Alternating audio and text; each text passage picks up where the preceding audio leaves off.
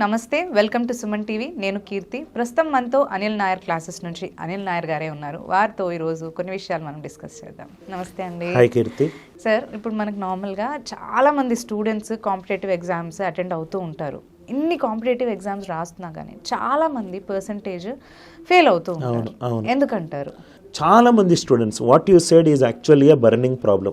కొంతమంది students 2 years 3 years 4 years prepare అవుతారు. వెనకకి తిరిగి చూసుకుంటే ఫెయిల్ అవ్వడము అనేది నాకు ఒక నెగటివ్ వర్డ్ కాకుండా ఏరియా ఆఫ్ ఇంప్రూవ్మెంట్, ఎక్కడ ఇంప్రూవ్ కావచ్చని కొన్ని ఇన్పుట్స్ చెప్తాను. ఫస్ట్ అండ్ ఫార్మోస్ట్ థింగ్ ఏంటంటే, ఒక స్టూడెంట్ ఒక కెరీర్ పాత్ అనుకున్న తర్వాత ఫస్ట్ ఎగ్జామ్ సిలబస్, ఆ ఎగ్జామ్లో ఏమేమి సెక్షన్లు ఉన్నాయి, ఏమేమి వెయిటేజ్ ఉంది, ఆన్లైన్ ఎగ్జామా ఆఫ్లైన్ ఎగ్జామా, శాంపుల్గా ఒక టెస్ట్ అటెంప్ట్ చేస్తే బాగుంటుంది. పాయింట్ అది ప్రాబబ్లీ అక్కడ చేయకుండా ఈ societal pressure, peer pressure, family pressure దాంతో జాయిన్ అవుతారు. సెకండ్ థింగ్, అన్నీ అర్థం చేసుకున్నారు. టీచర్ని చూస్ చేసుకోవడం. జనరల్గా ఇప్పుడు ఈ సోషల్ మీడియా వచ్చిన తర్వాత కొన్ని రాంగ్ ఇంప్రెషన్స్ స్టూడెంట్స్ ఫామ్ చేసుకుంటారు. Young faculties unless and until they are exceptionally good in content, తక్కువ ప్రైస్కి వస్తుంది అని చెప్పి తీసుకుంటారు, చూడరు, 2-3 వీడియోలు చూస్తారు, డ్రాప్ అవుతారు. ఎవరు అటువైపు నుంచి ఫోన్లు చేసి పర్సనలైజ్డ్ మెంటరింగ్ ఉండదు, డ్రాప్ అవుతారు. Point number 2. Point number 3, time management. స్టూడెంట్స్లో ఉన్న ఒక బిగ్గెస్ట్ ఏరియా ఆఫ్ ఇంప్రూవ్మెంట్ ఏంటంటే, చదవాలి అనే సంకల్పం ఉంటుంది, కానీ చాలా వరకు అన్వాంటెడ్ డిస్ట్రాక్షన్స్ వాళ్ళ లైఫ్లో ఉంటాయి. అది బ్రేకప్ ఇష్యూ కావచ్చు, ఫ్యామిలీ ఫైనాన్షియల్ ఇష్యూ కావచ్చు, కొని తెచ్చుకున్నాయి కావచ్చు, కొన్ని కంట్రోల్లో లేని ఫ్యాక్టర్స్ కావచ్చు. ఈ వాటన్నిటికీ కొంచెం లోన్ అయిపోయి డిస్ట్రాక్షన్కి వెళ్ళిపోతారు. పాయింట్ నెంబర్ 3 ఏంటంటే, ఈ ప్రాక్టీస్ అనేది చాలా ఇంపార్టెంట్. ఒక మహానుభావుడు అన్నట్టు ప్రాక్టీస్ మేక్స్ మ్యాన్ పర్ఫెక్ట్. నా ఉద్దేశంలో ఆ లైన్ తప్పు. Perfect practice makes man or women perfect. Perfect practice especially maths లాంటి టాపిక్స్లోకి మనము ఎంత ప్రాక్టీస్ చేస్తేనే అంత కాన్సెప్ట్ మనకు అర్థమవుతుంది. అలా చేయకుండా ఒకేసారి వింటే స్టాటిక్ టాపిక్ అర్థమవుతుందో కానీ మ్యాథ్స్ మాత్రం అర్థం కాదు. Point number 4, consistency. లైఫ్లో నేను బాగా ఇష్టపడే క్రికెటర్ సచిన్ టెండూల్కర్, రాహుల్ ద్రవిడ్. ఎందుకు అనంటే, సచిన్ టెండూల్కర్ వినోద్ కాంబ్లీ అంత గొప్ప క్రికెటర్ కాదు, కానీ తన 20 సంవత్సరాల నెట్ ప్రాక్టీస్లో ఒక 2-3 సార్లే లేట్గా వెళ్ళాడు. Rahul Dravid is consistent.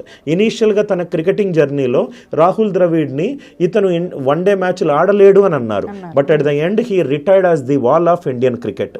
కపిల్ దేవ్ తన ఎంటైర్ క్రికెటింగ్లో చాలా తక్కువ నోబాల్స్ వేశాడు. ఇమ్రాన్ ఖాన్ చాలా తక్కువ నోబాల్స్ వేశాడు. ఏదైనా పనిలో కన్సిస్టెన్సీ లేకపోతే పని హాల్ట్ అవుతుంది. మనం 2 రోజులు బాగా చదువుతాము, 3వ రోజు చదవము.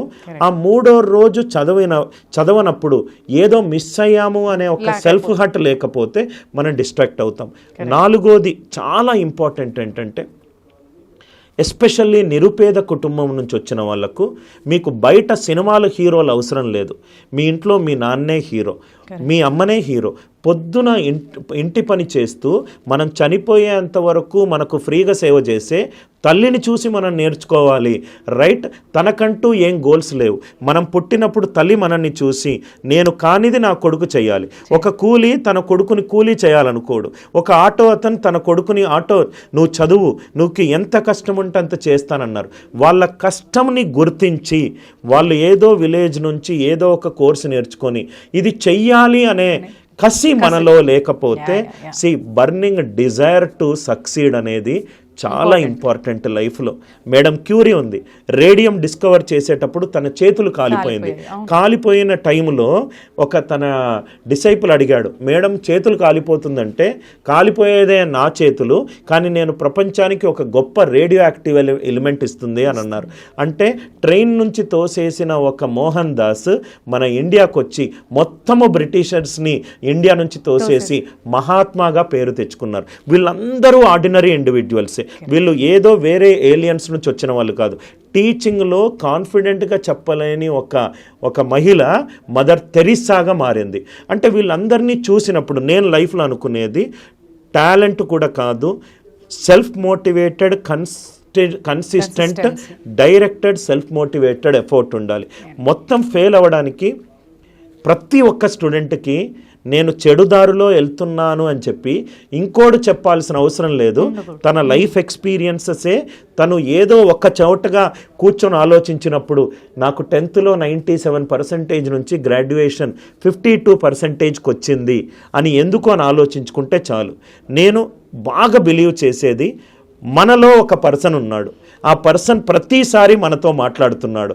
ఆ పర్సన్ చెప్తూ ఉంటాడు, ఈరోజు నువ్వు టైం వేస్ట్ చేసావు, బ్యాంక్ 2nd ఇయర్ టైం రాస్తున్నావు, SSC CGL 3rd టైం రాస్తున్నావు, గ్రూప్స్ కని IAS కని 2 లక్షలు పే చేసావు, కానీ నెల రోజుల తర్వాత సినిమాలు అని చెప్పి క్లాసెస్కి రెగ్యులర్గా వెళ్ళట్లేదు.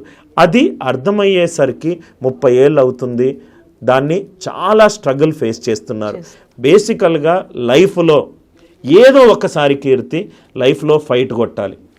మనము బయటికి వచ్చేటప్పుడు మన అమ్మ 9 నెలలకు మనకు ఎంతైతే పెయిన్ఫుల్ నుంచి మనం బయటకు వచ్చామో అది మనకు ఎగ్జాంపుల్.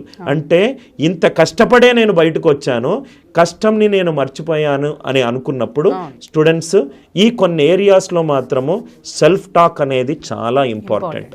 సో ఏమైనా స్ట్రాటజీస్, సర్టన్ స్ట్రాటజీస్ ఫాలో అవుతే వాళ్ళు ఫెయిల్ అవ్వకుండా ఉంటారు అనేది ఏమన్నా ఉంటాయి? నేను బాగా నమ్మేది కీర్తి, లైఫ్లో ఒక దాని మీద పిచ్చి ఉండాలి. పిచ్చి లేకపోతే పని చేయలేం. పిచ్చోళ్ళే సక్సెస్ఫుల్ అవుతారు అని అంటారు. అంటే దాని అర్థం ఏంటంటే, నేను IAS అవ్వాలి అనేది ఒక కోరిక అనుకోండి, దానికి పిచ్చి ఏర్పడితే పొద్దున రాత్రి అదే పని చేస్తారు. పిచ్చోళ్ళు ప్రపంచంలో ఎవరు ఏ పని చేస్తున్నారని చేయరు, వాళ్ళ లోకంలోనే వాళ్ళు జీవిస్తారు. అంటే madness. Steve Jobs is mad in creating Apple related products. Bill Gates is mad in creating Microsoft as a world's best company. మనకు చేసే పనిలో పిచ్చి ఉండాలి. అంటే నేను బ్యాంక్ ఎగ్జామ్ 2025లో కొట్టాలి అనే పిచ్చి ఏర్పడ్డప్పుడు బయట నుంచి ఎక్స్టర్నల్ డిస్ట్రాక్షన్స్ని నువ్వు అసలు ఆ విండో ఓపెన్ కూడా చెయ్యవు. ఎందుకంటే లైఫ్లో ఒక స్టేజ్లో మనము కాలేజ్ నుంచి బయటికి వెళ్ళినప్పుడు మనకు అర్థమవుతుంది, బయట సొసైటీ ఈజ్ వెరీ కాంపిటేటివ్. ఆ కాంపిటేటివ్నెస్లో మనము వాళ్ళను అవుట్ స్మార్ట్ చెయ్యాలి అని అంటే మనకంటూ ఒక సెల్ఫ్ డిసిప్లిన్ ఉండాలి. నా దృష్టిలో if somebody ask me, sir what made you successful అని అంటే, I'm a very disciplined person. Discipline నా దృష్టిలో డెఫినేషన్ ఏంటంటే, నేను ఒక పని అనుకుంటే దాని మీద నెగోషియేట్ చేయను. ఈరోజు ఇంతే అయిపోవాలి, నేను ఎక్కువ కష్టపడను. నా 20 సంవత్సరాల నుంచి నేను రోజు గంటే చదివాను. మా అమ్మ చనిపోయిన రోజు కూడా గంట చదివాను, నాకు పిల్లలు పుట్టేటప్పుడు కూడా గంట చదివాను, నాకు ఫీవర్ వచ్చినప్పుడు కూడా గంట చదివాను. I am very disciplined in terms of my own learning. Point number 2, ఈ చాలామంది స్టూడెంట్స్ చేసే తప్పు ఏంటంటే, నేను అబ్జర్వ్ చేసేది కీర్తి, మ్యాథ్స్ ఇష్టం ఉన్న స్టూడెంట్స్ మ్యాథ్స్ రోజు ఎక్కువ చదువుతారు. ఎందుకంటే దాని నుంచి ఆన్సర్లు వస్తే ఒక కిక్ వస్తుంది. దానివల్ల ఏమవుతుందంటే ఇంగ్లీష్ అతనికి ఏరియా ఆఫ్ ఇంప్రూవ్మెంట్, దాని మీద ఫోకస్ పెట్టరు. నెల రోజుల ముందు దాని నుంచి ఒక భయం స్టార్ట్ అవుతుంది. ఈ భయం కాన్ఫిడెన్స్ ఎప్పుడు వస్తుందంటే భయపడే పనులు చేసినప్పుడు. భయపడే పనులు మనం చెయ్యనప్పుడు మనకు కాన్ఫిడెన్స్ ఉండదు. ఇప్పుడు నేను అదే కాన్ఫిడెన్స్ మీకు ఎప్పుడు వస్తుందంటే, you have to keep working on your grey areas. మళ్ళీ లైఫ్లో ఇంకో ఇంపార్టెంట్, మనం అనుకునేది సాధించేటప్పుడు మన ఎన్విరాన్మెంటల్ పీపుల్ కూడా చాలా పెద్ద ఫ్యాక్టర్. చెయ్యలేవు అనే నెగటివ్ ఎనర్జీస్ వచ్చినప్పుడు, అతను చెయ్యలేరు కాబట్టి మీరు చెయ్యలేరు అంటున్నారు, పాజిటివ్ పీపుల్ ఇన్ఫ్లుయెన్స్ కూడా చాలా బాగుంటుంది. అండ్ మళ్ళీ పాయింట్ నెంబర్ 4, ఫ్యామిలీ అప్బ్రింగింగ్. నేను ఎప్పుడూ బాగా బిలీవ్ చేసేది, నాకు వర్కౌట్ అయింది. మనం ఏ కష్టం నుంచి అయితే, నేను I'm from A lower middle class family, నా వ్యూస్ అన్నీ కూడా లోవర్ మిడిల్ క్లాస్ ఫ్యామిలీ వ్యూసే ఉంటుంది. నేను ఈ పొజిషన్ రావడానికి మా అమ్మ నాన్న పడ్డ కష్టం నేను ఎప్పుడూ మర్చిపోను. ఆ పెయిన్ఫుల్ పాస్ట్ అనేది, if you do not forget, it will create a glorious future. Great advice shared to all the students. Thank you so much. Thank you. Anil Nair.